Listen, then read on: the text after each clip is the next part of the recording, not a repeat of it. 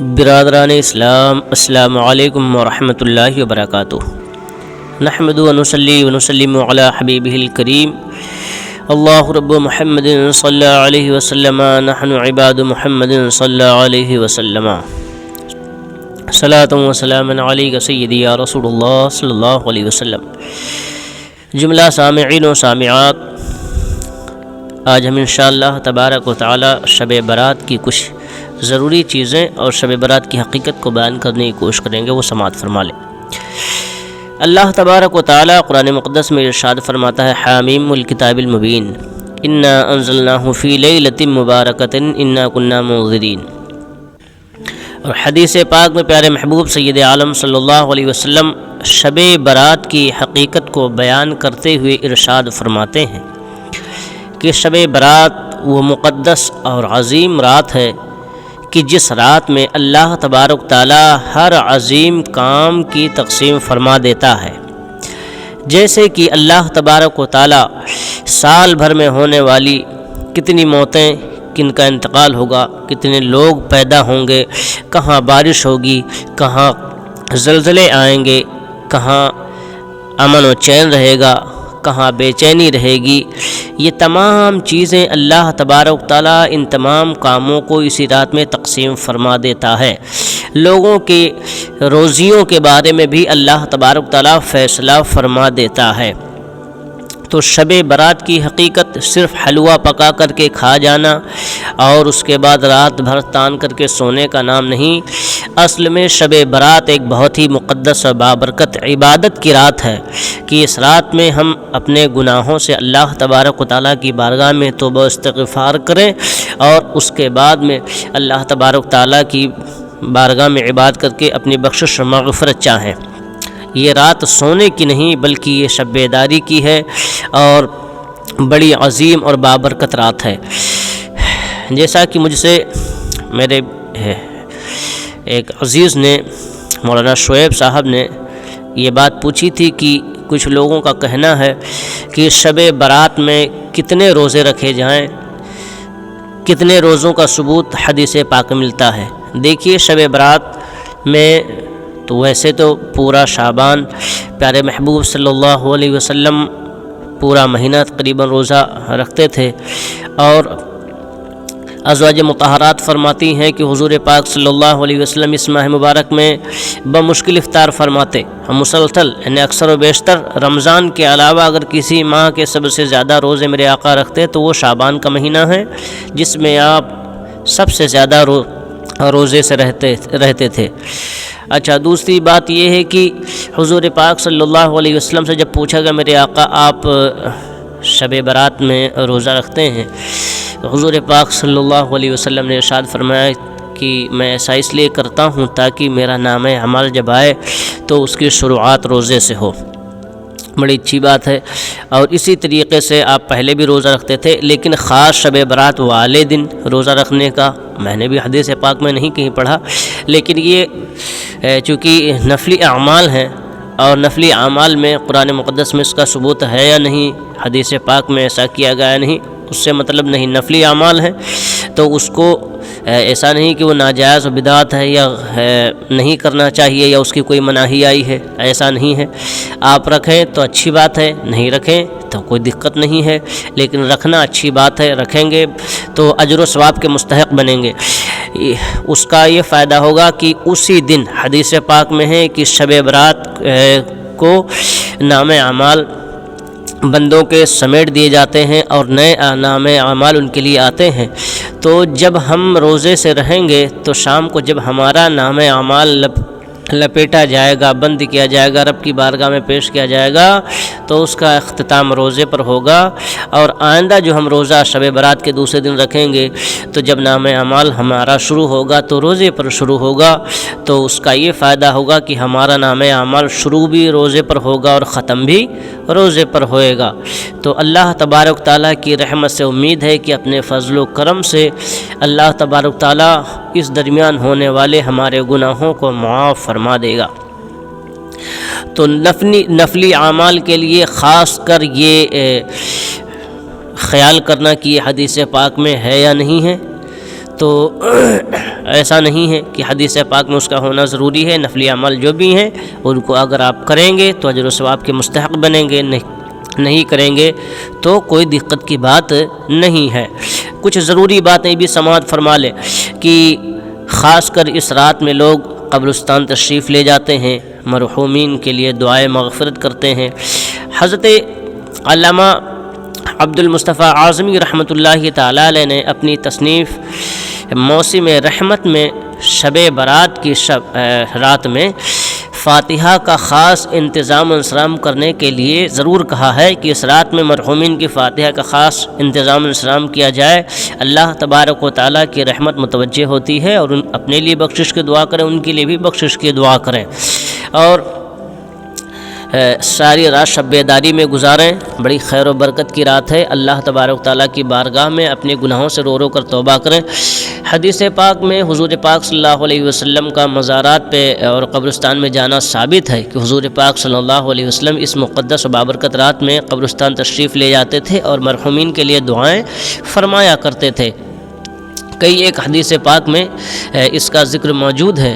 تو اہل سنت الجماعت جہاں کہیں آباد ہیں تو ہر سال شب برات میں وہ قبرستان تشریف لے جاتے ہیں، اور اس فقیر قادری نے بمبئی وغیرہ میں باقاعدہ دیکھا کہ قبرستان وغیرہ میں جو انتظام انصرام ہوتا ہے، سجاوٹ وغیرہ ہوتی ہے، بڑی شاندار ہوتی ہے، بڑی لائق ہوتی ہے، اور اس کے علاوہ بھی شہروں میں زیادہ تر خاص اس کا انتظام ہوتا ہے اور لوگ اس کا اہتمام کرتے ہیں، اور دیہاتوں میں بھی، دیہی علاقوں میں بھی لوگ قبرستان تشریف لے جاتے ہیں، موم بتی اگربتی وغیرہ لے کے جاتے ہیں۔ تو یہ خاص کر میں عرض کر دوں کہ قبرستان جو لوگ موم بتی لے کر کے جاتے ہیں یا اگربتی لے کر کے جاتے ہیں، دیکھیے اگر وہاں لائٹ کا انتظام ہے تو موم بتی جلانا بالکل بھی درست نہیں ہے، فضول خرچی ہے۔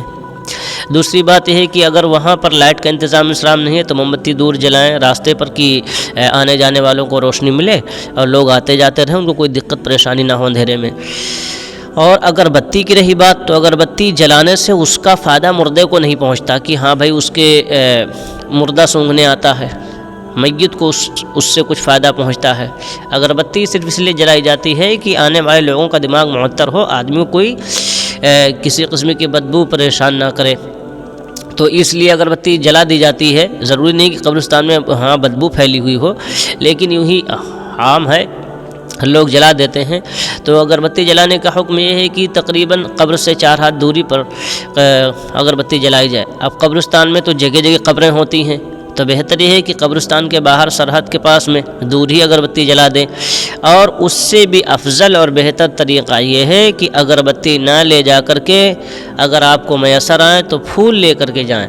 اگر پھول قبروں پہ ڈالے جائیں گے تو اس کا ثبوت چونکہ حدیث پاک سے ہے، اور اس میں ڈبل فائدہ ہے، ایک یہ کہ اس سے خوشبو ہوگی، آنے والوں کا دماغ معطر ہوگا، دوسری چیز یہ ہے کہ اس سے مردے کو، میت کو فائدہ پہنچے گا کہ جب تک وہ پھول تر رہیں گے اللہ کی تسبیح بیان کریں گے اور مردے کو اس سے انس ہوگا اور اس کے عذاب میں تخفیف ہوگی۔ تو قبرستان اگربتی نہ لے جائیں تو زیادہ بہتر، بلکہ پھول لے کر کے جائیں، پھول میسر آ جائے، جس چیز کا بھی پھول مل جائے، گلاب کا ہو، گندے کا ہو، جو بھی پھول میسر آئے۔ تو شب برات کی رات میں قبرستان جا کر کے فوراً مسجد تشریف لائیں، رات بھر شب بیداری کریں، گناہوں کی بخشش اور معافی چاہیں، رب کی بارگاہ میں قرآن کی تلاوت کریں۔